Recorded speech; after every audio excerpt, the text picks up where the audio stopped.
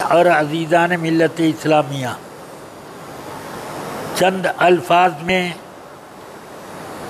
ایک بات آپ سن لیں کہ عوامی جگہ پر نماز پڑھنے کے لیے ظلماً و تعدی کے طور پر مسلمانوں کو روک دیا گیا۔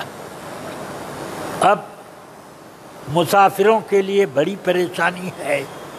پہلے تو پلیٹ فارم پر اتر کے نماز پڑھ سکتے تھے، مگر اب اتریں گے فوراً پولیس ان کو جیل خانے بھیج دے گی۔ اور اسی طرح ایئرپورٹ پر یا اور کسی فٹ پاتھ پر، پٹرول پمپ پر جو کہیں بھی موقع پاتا تھا وہ سب کر لیتا تھا، مگر یہ پریشانیاں لاحق ہو گئی ہیں۔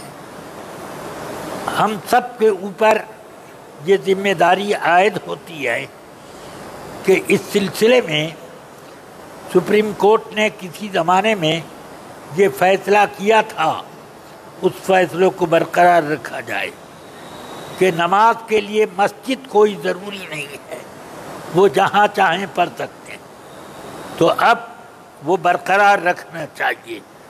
اس سلسلے میں احتجاجی مضمون بھی نکالے جائیں اور کچھ اس سلسلے میں مطالبات بھی لوگ پیش کریں، نہ یہ کہ مولوی لوگ اب کھٹ سے یہ فتویٰ صادر کر دیں کہ تم لوگ نماز قضا کر کے گھروں پر آ کر کے پڑھ لیا کرو۔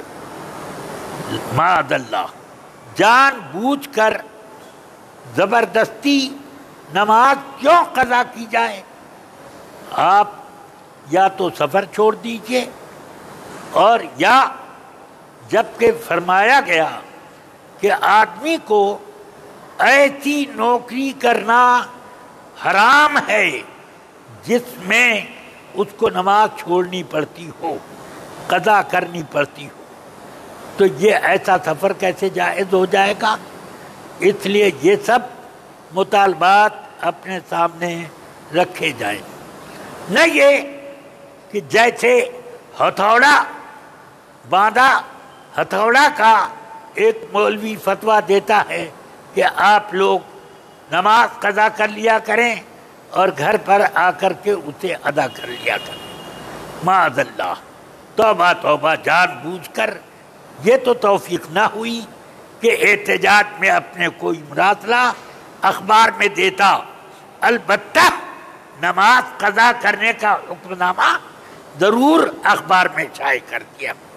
اس سے یہ بات سمجھ میں آتی ہے کہ وہابیہ در اصل ہم اہل سنت و جماعت جن کی نمازیں ہوتی ہیں ان کی تو نماز نہیں۔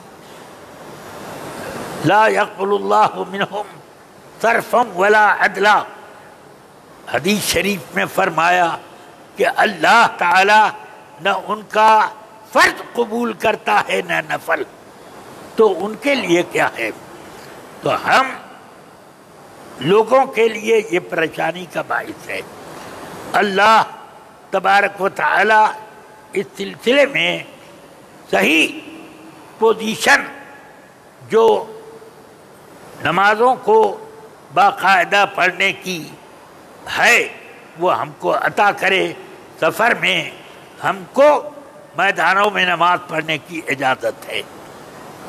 آ گیا عین لڑائی میں اگر وقت نماز، قبلہ روح ہو کے زمیں بوس ہوئی قوم حجاز، ایک ہی صف میں کھڑے ہو گئے محمود و ایاز، نہ کوئی بند رہا نہ کوئی بند نواز، بند و صاحب و محتاج و غنی ایک ہوئے، تیرے دربار میں پہنچے تو سبھی ایک ہوئے۔ اپنے حالات کو درست کرو اور اس کے اوپر اخباروں میں اور مراسلوں میں اپنے احتجاج درج کراتے جاؤ۔ اللہ تبارک و تعالی مسلمانوں کو توفیق، ہمت اور ان کے مذہبی معاملات کی جو آزادی ہے وہ سب عطا کرے۔ تو صلی اللہ تعالی علی النبی الکریم وآلہ وصحبہ اجمعین برحمتک یا ارحم الراحمین۔